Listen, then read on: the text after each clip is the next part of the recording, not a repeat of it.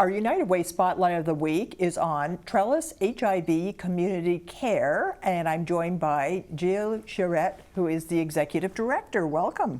Thank you for having me, Donna. So tell me about your organization. What does Trellis stand for? Trellis HIV and Community Care is an organization that provides support, education, and harm reduction services to people living with HIV, at risk of HIV, or affected by HIV. And HIV, as we know, is the virus that, if left untreated, causes AIDS. And so we've got a long history in the community. The organization began back in 1986 in the early days of the HIV/AIDS crisis, when there was a lot that was unknown about the virus. It didn't have a name yet, and yet people were being impacted by it in pretty significant ways, and in particular, communities that had already been experiencing marginalization. I think in particular of the 2S LGBTQ community. And so it was really an instance of the community caring for their own. And so in 1988, the organization Kingston AIDS Project was incorporated, and very quickly it outgrew Kingston and began offering services throughout southeastern Ontario. And so it experienced a name change to reflect that in 1999 to what the broader community may still think of as HARS, or HIV/AIDS Regional Services. Over the last number of years, the scope of the work has increased a great deal. We have a vibrant food program, drop-in programming, groups for young 2S LGBTQ people, and a number of other services that go beyond simply HIV/AIDS. And so with that recognition, we embarked on a process over the course of 2 years to examine, our values, the work that we do, and in addition, we began, along with Kingston Community Health Centre, Street Health Centre, the Integrated Care Hub, which is located on Montreal Street. And that led us to a process of reevaluating how the community sees us. And so back in April, the name of the organization changed to Trellis HIV and Community Care. And the reason for Trellis is, for those who are avid gardeners, we know a trellis is a device that, keeps plants off of the ground, provides support, and gives choice for people to grow, or for plants to grow and thrive. And so we see ourselves in the work of the organization in the same way, is really just providing support, a bit of a lift, and options for people so that they can thrive. Well, I remember when in the 80s, and HIV/AIDS was really associated with the gay community. Mm-hmm. But then they started realizing that is not the only way you can get HIV/AIDS. That's right. Right. Yeah, and that really contributed to a lot of the stigma initially against the LGBTQ community, was this association with HIV/AIDS. And there are a number of ways that HIV can be transmitted.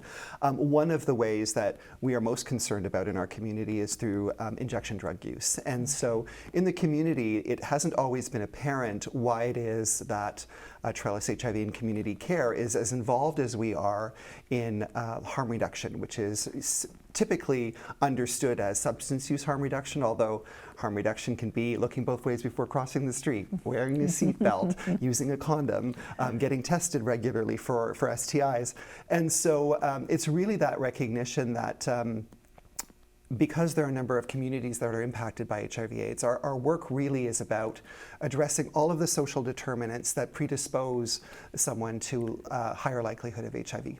Right. And that includes substance use, which is we're experiencing a drug poisoning crisis right now, and so a lot of our work is responding to that. And you mentioned that you have saved a lot of lives as a result. Can you give me a few of those statistics? The Integrated Care Hub, since opening, the staff there between the various partner organizations, Trellis HIV Community Care being one, but as well as Kingston Community Health Centre. The staff have responded to over 600 drug poisonings in the last 2 years. And these are, we specifically call them drug poisonings as opposed to overdoses, because we're dealing with a supply of substances that is unknown to us. It's contaminated with a number of different byproducts and substances.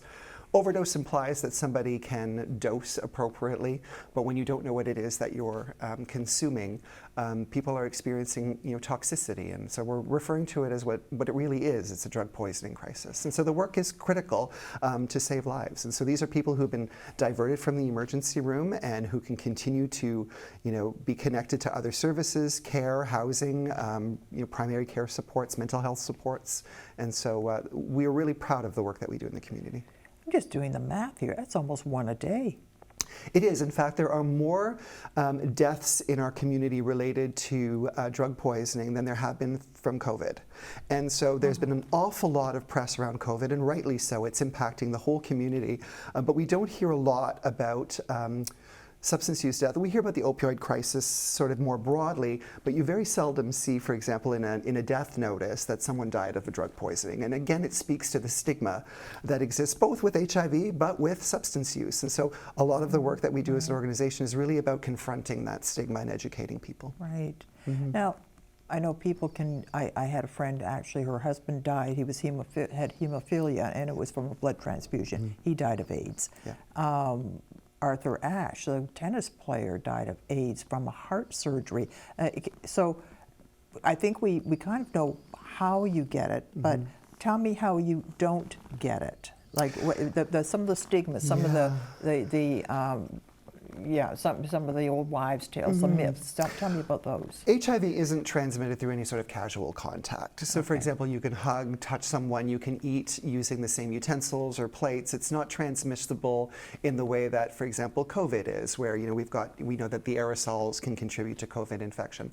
HIV, there are certain activities that are, we'll call them higher likelihood of transmission. So sexual intercourse, we've got sharing drug use equipment.